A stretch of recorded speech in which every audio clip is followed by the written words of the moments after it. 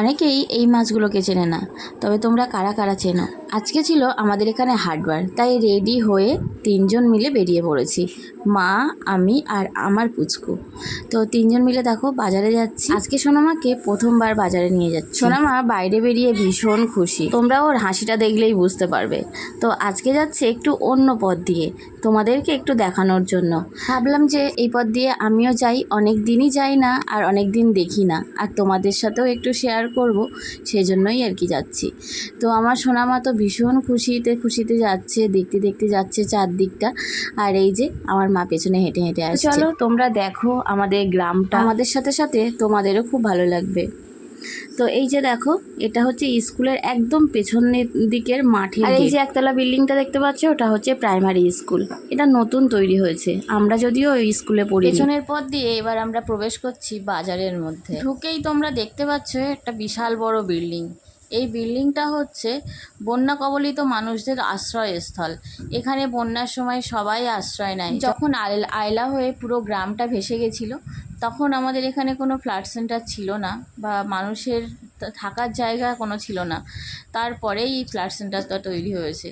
যাই হোক, এই বাসাইটা দেখতে পাচ্ছ, এখানে হাঁস মুরগির বাজার। এখানে সবাই হাঁস মুরগি বিক্রি করতে আসে, দেশি হাঁস। আমরা যেহেতু দেরি করেই বাজারে ঢুকেছিলাম, সেই জন্য হাঁস মুরগি কিন্তু এখন এখানে বেশি নেই, কারণ বেলা 2টো, 2:30, 3টে থেকেই বাজার বসে যায়।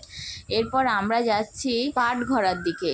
এদিক দিয়ে যাচ্ছি কারণ গ্রামীণ ব্যাংকের সিএসপি রয়েছে, তো ওখানে একটুখানি দরকার ছিল, তো সেজন্যই যাচ্ছি। তো তোমাদের সাথেও একটুখানি শেয়ার করছি। এই যে ব্রিজটা, ছোট্ট ব্রিজটা দেখতে পাচ্ছ, এটা আগে কাঠের সাঁকো ছিল, এখন এরকম পাকা ব্রিজ হয়ে গেছে।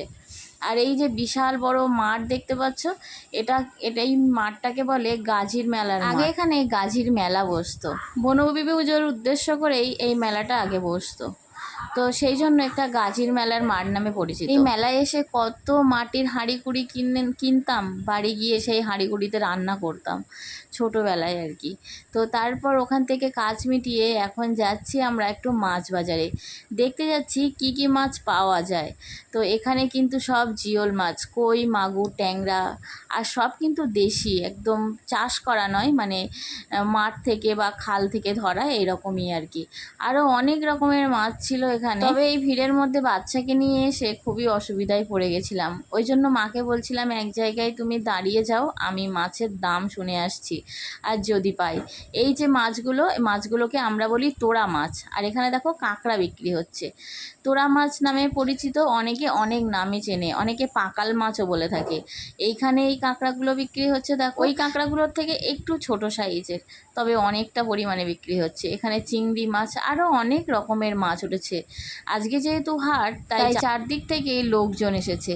আমাদের এই মাছ বাজারটা তোমাদের কেমন লাগলো অবশ্যই কিন্তু কমেন্ট করে জানিও। তবে ভালো করে আমি ভিডিও করতে পারিনি, মাকে বললাম এখান থেকে একটু কাঁকড়া নিয়ে নিতে, তাই এখান থেকে মা কিছুটা কাঁকড়া নিয়ে নিচ্ছিল বেছে বেছে। প্রায় 2-3 বছর পরে কাঁকড়ার মুখ দেখলাম, দেখে বেশ ভাল লাগছে। তবে যে মাছের খোঁজ করতে এসেছিলাম সেই মাছটা পেলাম না। সারা বাজার ঘুরে এলাম, মানে সারা মাছ বাজারটা ঘুরে এলাম, তবু সেই মাছটা আমি পেলাম না। তো এখান থেকে মা দেখে রেখে কাঁকড়া নিয়ে নিচ্ছে, কোনটা ভালো কোনটা খারাপ এটা মাই বলতে পারে ভালো। আর এখানে দেখো দোকানে চলে এসেছি, আর আমার সোনামা এসে এই সব করছে, বাবার গামছা, তারপরে জিনিসপত্র সব খুলে খুলে দিচ্ছিল আর দুষ্টুমি করছিল। বাবা কিচ্ছু বলছে না, বাবার খুব মজা লাগছে, ওরকম করছে, বাবা আনন্দ করছে, মানে বাবার ভালো লাগছে, বলছে কিছু বলিস না, ও করুক। দোকানে বসে এই সব দুষ্টুমি করলো কিছুক্ষণ ধরে, আর আমরা আমাদের কাজগুলো একটুখানি মিটিয়ে নিচ্ছিলাম, তারপরে চলে এসেছিলাম বাড়িতে। তো আজকের এই ছোট্ট ভিডিওটা তোমাদের কেমন লাগলো অবশ্যই কিন্তু কমেন্ট করে জানিও।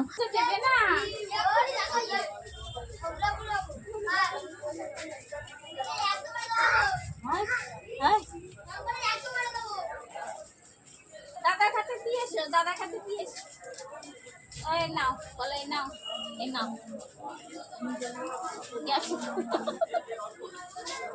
দাদাকে দিয়ে আসো, হেঁটে হেঁটে যা, হেঁটে হেঁটে।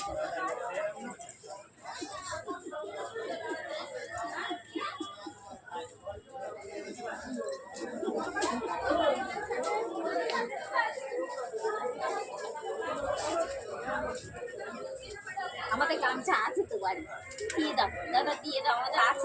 সব খুলে দেখো কি অবস্থা, শোনা দিয়ে দে।